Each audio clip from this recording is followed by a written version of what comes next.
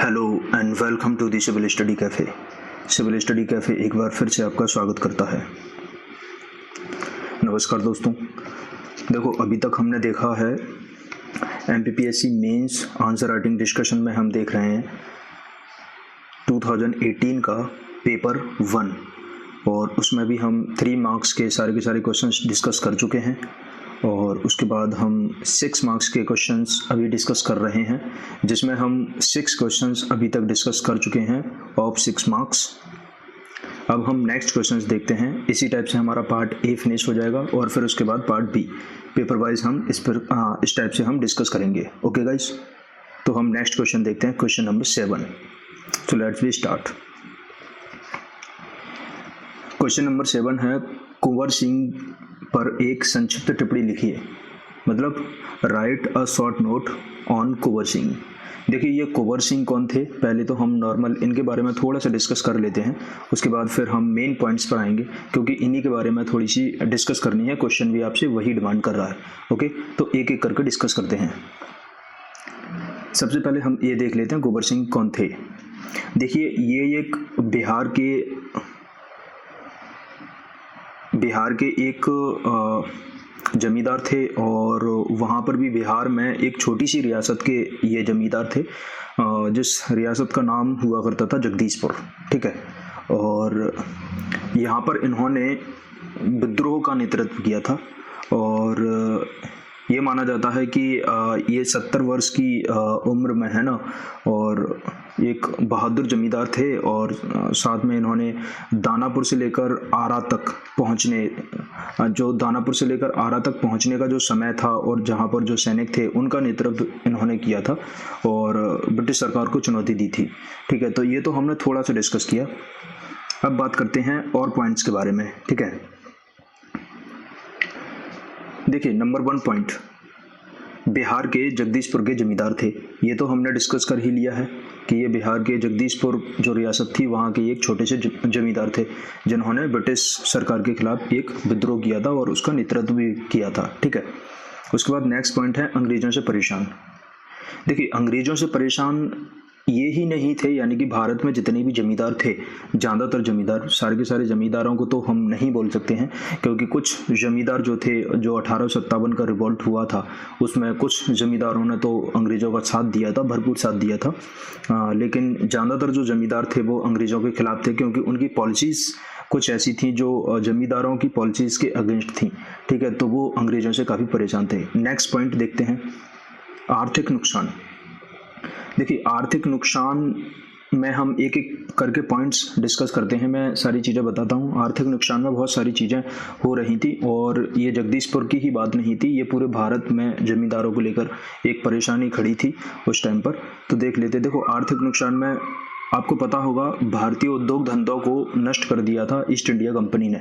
ठीक है, यानी कि ईस्ट इंडिया कंपनी जब इस्टेब्लिश हुई और उसने अपने धीरे धीरे कदम जमाए तो उन्होंने अपने प्रोडक्शन का व्यापार शुरू कर दिया और भारत में जितना भी छोटा मोटा प्रोडक्शन था वो क्या है, टोटली रुक गया या फिर ज़्यादातर वो रुक गया। ठीक है, तो एक तो ये रीजन था।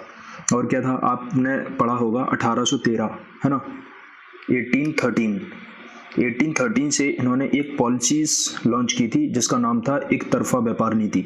एक तरफा व्यापार नीति क्या थी, देखो कंपनी ने एक तरफा व्यापार नीति लागू की थी। उसमें था ये कि इन्होंने टैक्सेस ज़्यादा बढ़ा दिए थे, यानी कि जो भारत की वस्तु है उस पर ज़्यादा टैक्सेस लगाए जाते थे और जो कंपनी का जो भी सामान है उस पर टैक्सेस बहुत कम होते थे या फिर ना होते थे, इस टाइप से हम बोल सकते हैं। ठीक है, और क्या है, देखो ब्रिटिश व्यापारियों को आयात में काफ़ी छूट दी गई थी। इन्होंने क्या किया था, यानी कि ब्रिटिश व्यापारी जो थे उनको आयात करने के लिए काफ़ी एक तरह से काफ़ी कंपनसेशन टाइप से उनको मिलते थे, और लेकिन जो हमारे भारतीयों के लिए नहीं थे या फिर हमारे भारतीय जो छोटे छोटे मध्यम उद्योग धंधे जो थे उनके लिए ये सब नहीं था। ओके, और क्या था, देखिए भारत की वस्तुओं पर उन्होंने ज़्यादा टैक्सेस लगा दिया, यानी कि उच्च करारोपण कर दिया और उच्च प्रशुल्क उन्होंने लगाए, है ना, तो उसकी वजह से भी आर्थिक नुकसान हमें झेलना पड़ रहा था। उसके बाद ब्रिटेन की वस्तुओं पर निम्न शुल्क लगा दिए। ये तो हम डिस्कस कर चुके हैं, मैंने आपको बता दिया था कि ब्रिटेन की जो भी वस्तुएं थी उन पर इन्होंने कम टैक्सेस लगाए थे। ठीक है, देखिए इन्होंने रेल सेवा भी प्रारंभ कर दी थी। देखो रेल सेवा प्रारंभ क्यों की थी, देखो काफ़ी सारे लोगों को तो यही लगता है कि रेल सेवा जो प्रारंभ करने का इनका मुख्य मकसद था वो था भारत में तरक्की करना और भारत को डेवलप कंट्री बनाना। ये सब नहीं था, मैं आपको बता दूं। इसके पीछे एक दूसरा ही इनका कारण था। दूसरा कारण इनका ये था कि जैसे जैसे इन्होंने कंपनियों को डेवलप किया और कंपनियों को बड़े लेवल पर इन्होंने पहुंचाया। अब बड़े लेवल पर इन्होंने कंपनियों को तो पहुंचा दिया था, लेकिन उसमें जो माल बन रहा था यानी कि जो माल मैन्युफैक्चर हो रहा था उसको वो बेचेंगे कहाँ? शहरों तक तो बेच नहीं सकते, यानी कि शहर शहर भर में बेचने से क्या होगा, है ना। तो उन्होंने सोचा कि इसको क्यों ना हम गांव तक लेकर जाएं। तो इसी के कारण इन्होंने बड़े बड़े शहरों को कवर करने के लिए रेल सेवा प्रारंभ की थी, यानी कि उसके थ्रू ये अपने माल को कोने कोने पर यानी कि भारत के कोने कोने पर, और ये कहा जाता कि भारत में गांव गांव और दरवाजे तक इन्होंने अपने माल की सप्लाई शुरू कर दी थी, और वो भी की थी किसके थ्रू? रेल सेवा के माध्यम से, ठीक है।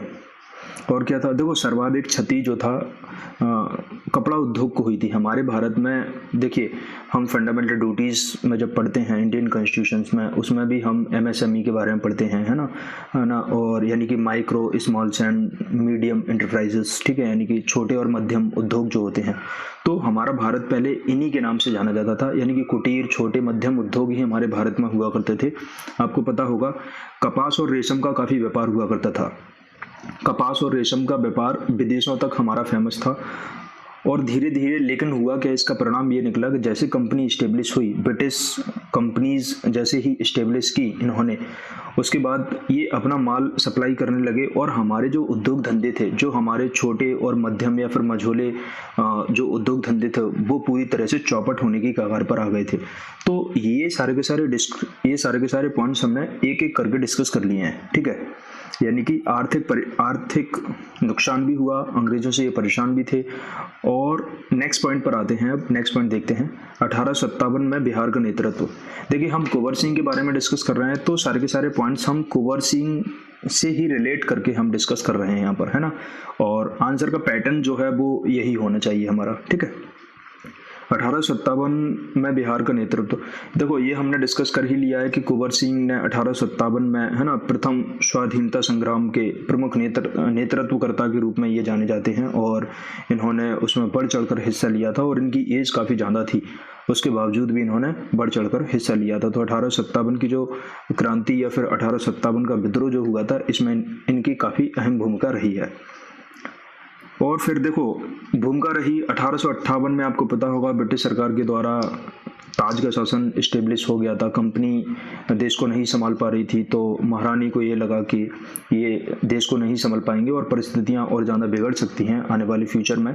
तो इन्होंने कंपनी का जो शासन चल रहा था, पहले कंपनी से भारत के शासन को उठाकर, यानी कि भारत के शासन की बागडोर को अपने हाथों में महारानी ने ले लिया था। तो कंपनी का ताज, है ना, यानी कि ताज का शासन इस्टेब्लिश हो गया था। कंपनी का नहीं, कंपनी का खत्म हो गया था, ताज का शासन इस्टेब्लिश कर लिया था। और तो ये सारे के सारे पॉइंट्स हमने डिस्कस किए। अब देखो आप, ये तो था बॉडी पार्ट, हमने इंट्रोडक्शन में भी देख लिया क्या होना चाहिए। उसके बाद कंक्लूजन में आप क्या लिख सकते हैं? कंक्लूजन में आप इसका निचोड़ एक तरह से डाल सकते हैं, यानी कि कुंवर सिंह का कंट्रीब्यूशन क्या रहा था इसमें, है ना, उसको लेकर आप या तो कंक्लूजन में लिख सकते हैं, या फिर इसके परिणाम क्या निकले उसको आप कंक्लूजन में ऐड कर सकते हैं। ओके गाइस, तो ये हमने क्वेश्चन नंबर 7 डिस्कस किया। कुंवर सिंह पर एक संक्षिप्त टिप्पणी लिखिए। ओके, अब देखते हैं हम नेक्स्ट क्वेश्चन। ओके, हाँ, तो फिर स्टार्ट करते हैं नेक्स्ट क्वेश्चन। नेक्स्ट क्वेश्चन क्या है? क्वेश्चन नंबर 8, इसमें है रामकृष्ण मिशन के सामाजिक तथा शैक्षणिक योगदानों का सविस्तार वर्णन कीजिए। ठीक है, यानी कि कहने का मतलब ये है, हमें डिस्कस करना है इनके बारे में, सोशियो एंड एजुकेशनल कंट्रीब्यूशंस। ठीक है, सोशियो एंड एजुकेशनल कंट्रीब्यूशन के बारे में डिस्कस करना है हमें, यानी कि जो रामकृष्ण मिशन का जो कंट्रीब्यूशन था, socio and economical, socio and educational contribution जो था, उसमें हम डिस्कस करेंगे। ओके, सो स्टार्ट करते हैं। ठीक है, देखिए क्वेश्चन आपसे डिमांड क्या कर रहा है, आप उसको एक बार फिर से समझ लीजिए। रामकृष्ण मिशन के सामाजिक तथा शैक्षणिक योगदानों का सविस्तार वर्णन कीजिए। देखिए अब इसमें ज़्यादातर लोग क्या करेंगे, देखिए काफ़ी सारे लोग तो ये कर देंगे कि रामकृष्ण मिशन के बारे में लिख के आ जाएंगे, ठीक है, और कुछ लोग इनका सामाजिक और शैक्षणिक योगदान है उसके बारे में भी लिख सकते हैं, ठीक है। कुछ लोग क्या करेंगे, स्वामी विवेकानंद जी के बारे में काफ़ी कुछ लिख कर आ जाएंगे, क्योंकि उनको पता है कि स्वामी विवेकानंद जी के द्वारा, है ना, इस संस्था को इस्टेब्लिश किया था। ये सारी की सारी चीज़ें, बट हम अपने इस फॉर्मेट में देख लेते हैं। इसमें क्या है, सबसे पहले तो हम डिस्कस करते हैं रामकृष्ण मिशन के बारे में, ठीक है। ये क्या थे, कौन थे, क्या है ये सब सारी चीज़ें देख लेते हैं। ओके, एक एक करके हम इस डिस्कस करते हैं। देखिए कलकत्ता में एक काली का मंदिर था और उस काली के मंदिर के एक पुजारी थे जिनका नाम था रामकृष्ण परमहंस, ठीक है। और 1836 से लेकर 86 तक इनका, है ना, जीवन काल रहा था। तो ये काली के मंदिर जो था वहाँ के ये पुजारी थे और इनके जो उपदेश थे, है ना, वो रामकृष्ण आंदोलन की पृष्ठभूमि जो तैयार हुई है वो इन्हीं के उपदेशों के आधार पर रामकृष्ण मिशन की पृष्ठभूमि तैयार की गई है, मैं आपको बता दूं, ठीक है। अब हुआ क्या देखो, और इन्होंने काफ़ी सारे ऐसे व्याख्यान दिए जिनमें देखो इन्होंने इस बात पर स्पेशली जोर दिया कि ईश्वर और धार्मिक मुक्ति पाने के लिए मार्ग तो कई हैं, यानी कि ईश्वर और धार्मिक मुक्ति यदि आप पाना चाहते हैं तो उसके लिए मार्ग तो काफ़ी सारे हैं, लेकिन सबसे श्रेष्ठ मार्ग यदि मैं कहूँगा तो वो होगा मानव सेवा। यानी कि मानव धर्म जो है, यानी कि मानव सेवा जो है, वो ही ईश्वर को पाने का, यानी कि धार्मिक मुक्ति का सबसे साधा और सबसे सिंपल तरीका यही होगा, ठीक है। साथ ही साथ में इन्होंने कई विद्यार्थियों को प्रभावित भी किया था, ठीक है, और इन्हीं विद्यार्थियों में से एक का नाम था नरेंद्र दत्त, ठीक है। और नरेंद्र दत्त ही वो विद्यार्थी थे जो आगे चलकर विवेकानंद के नाम से विख्यात हुए। समझ पाया बात को, मतलब रामकृष्ण परमहंस जो थे इनके काफ़ी सारे विद्यार्थी थे और उन विद्यार्थियों में एक का नाम था नरेंद्र दत्त, और नरेंद्र दत्त ही आगे चलकर स्वामी विवेकानंद बने। समझ चुके हैं ना, ठीक है, आगे चलते हैं। देखिए इनका और क्या कहना था, इनका और ये सब कहना था कि राम, हरि, यीशु, अल्लाह सभी एक ही ईश्वर के अलग अलग नाम हैं, लेकिन हम उनको अलग अलग तरीके से डिफाइन करते हैं, ठीक है। इस टाइप की उनकी थॉट प्रोसेस थी, तो काफ़ी गजब की थॉट प्रोसेस थी, एक्सीलेंट थॉट प्रोसेस थी, हम ये कह सकते हैं, ठीक है। अब बात करते हैं योगदान के बारे में, ठीक है, क्योंकि वो बात कर रहा है योगदान, यानी कि सामाजिक और शैक्षणिक योगदानों पर सविस्तार से वर्णन कीजिए, यानी कि डिस्कस करना है हमें। तो देख लेते हैं। देखो इसकी स्थापना हुई थी 1897 में, ठीक है, और इसमें उपनिषद एवं गीता के दर्शन तथा बुद्ध और यीशु के उपदेशों को आधार बनाकर विवेकानंद ने उनको मानव मूल्यों की शिक्षा दी थी, ठीक है, मानव मूल्यों की शिक्षा दी थी, और साथ ही साथ में सामाजिक कर्म पर जोर दिया था, ठीक है। और एक बार की बात है, शायद 1898 की बात है, जब इन्होंने लिखा था, स्वामी विवेकानंद जी के बारे में आपको बता रहा हूँ, इन्होंने लिखा था, हमारी मातृभूमि के लिए विश्व के दो महान धर्मों हिंदू एवं मुस्लिम, है ना, हिंदू और मुस्लिम की प्रणालियों का संगम ही एकमात्र आशा है। तो देखो इन्होंने कितना शानदार थॉट दिया था, और आज के टाइम पर आप देखते हैं कि हिंदू और मुस्लिम के झगड़े चलते रहते हैं आए दिन। तो ज़रूरत है हमारी यूथ को ऐसे लोगों के बारे में पढ़ने की, ताकि हम एक सूत्र में अपने आप को प्रो पाएँ, है ना। और एक और था इसमें 1893 में, देखो शिकागो यानी कि अमेरिका में विश्व धर्म सम्मेलन में इन्होंने भाग लिया था, ठीक है, इस टाइप की चीज़ें थी। तो हम अब बात करते हैं योगदान के बारे में, ठीक है। अब आते हैं मेन योगदान के बारे में। पॉइंट नंबर 1, सामाजिक कल्याण। देखो सामाजिक कल्याण का तात्पर्य था सर्वधर्म समाज। सर्वधर्म समाज का मतलब यानी कि हर एक मानव, या फिर चाहे वो किसी भी जाति से हो, किसी भी धर्म से हो, किसी भी समुदाय से हो, या फिर किसी भी प्रकार की संस्कृति से वो बिलोंग करता हो, यानी कि सभी का कल्याण होना आवश्यक है, ठीक है। इस टाइप का इनका थॉट प्रोसेस था। उसके बाद नेक्स्ट पॉइंट है स्वास्थ्य सेवाएं। रामकृष्ण मिशन में देखो स्वास्थ्य सेवाओं का स्पेशली ध्यान रखा गया, यानी कि अस्पताल खोले गए, हॉस्पिटल्स जो थे काफ़ी ज़्यादा मात्रा में इस्टेब्लिश किए गए थे। तो स्वास्थ्य सेवाओं को लेकर ये इन्होंने काफ़ी जागरूक किया जनता को, ठीक है। नेक्स्ट है ग्रामीण व आदिवासियों का उत्थान। देखो, इन्होंने जब रामकृष्ण मिशन के योगदान के बारे में हम बात करते हैं, ठीक है, और स्पेशली सामाजिक और शैक्षणिक योगदान की हम बात करते हैं, तो इन्होंने दीन दुखी दुर्बल, ठीक है, लाचार जो लोग हैं, भूखे प्यासे नंगे, इस टाइप के जो लोग हैं, इनके कल्याण की तरफ ही इन्होंने स्पेशली फोकस किया है, इन्हीं की तरफ इन्होंने अपना ध्यान केंद्रित किया है, यानी कि रामकृष्ण मिशन का उद्देश्य ही यही था, ठीक है। नेक्स्ट पॉइंट है शिक्षा पर जोर। देखो, इन्होंने शिक्षा पर काफ़ी खासा जोर दिया है, यानी कि इन्होंने स्कूल्स खोले, संस्था के द्वारा स्कूल्स खोले गए, पुस्तकालय खोले गए, दवाखाने भी खोले गए, कई प्रकार के अनाथालय भी खोले गए। तो इस प्रकार से शिक्षा पर इन्होंने स्पेशली ध्यान दिया है, ठीक है। नेक्स्ट पॉइंट है स्त्री शिक्षा पर विशेष बल।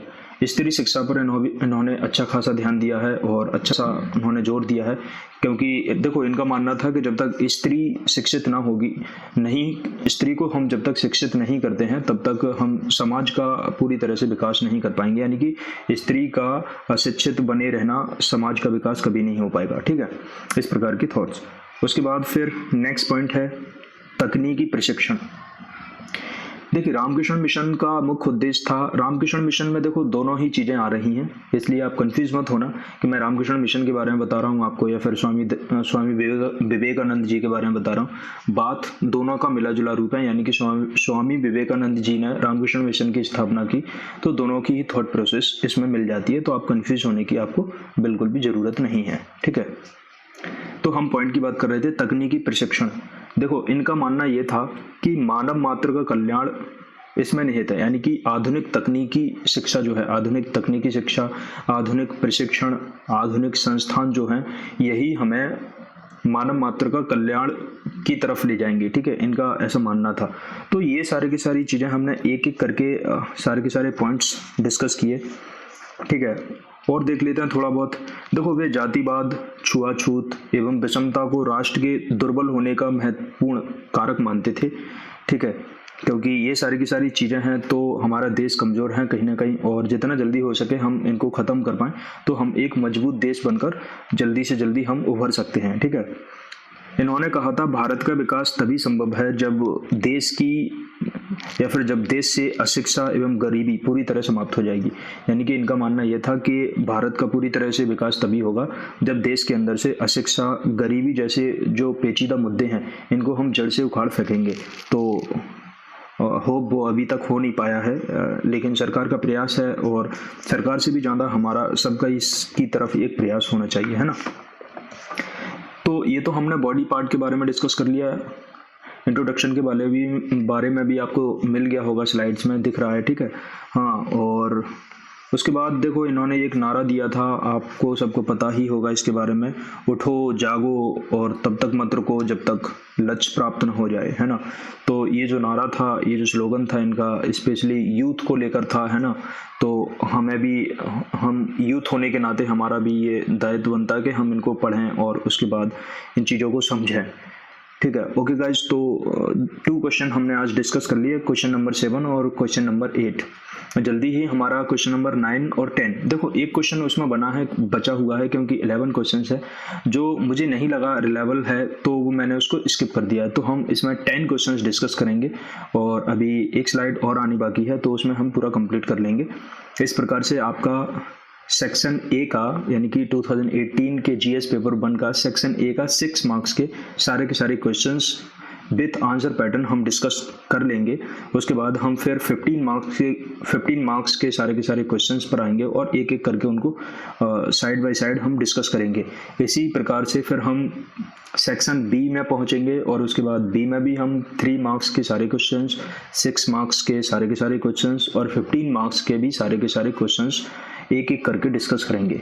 ओके गाइज, तो आप जितना हो सके, जितना आपके जो भी फ्रेंड सर्कल में हैं, आपके रिलेटिव्स हैं, आपकी सोसाइटी के आसपास लोग हैं, या फिर फेसबुक, ट्विटर, जहाँ आप सोशल मीडिया पर एक्टिव रहते हैं, वहाँ आपको लगता है कि जो लोग MPPSC से रिलेट हैं या फिर MPPSC या फिर UPSC से रिलेटेड हैं और जो एस्पिरेंट्स हैं, है ना, उनको आप अपनी लिंक चैनल की उन तक आप ज़रूर पहुँचाइए और हम फिर मिलेंगे नेक्स्ट सेशन में। तो मैं रखता हूँ, जय हिंद।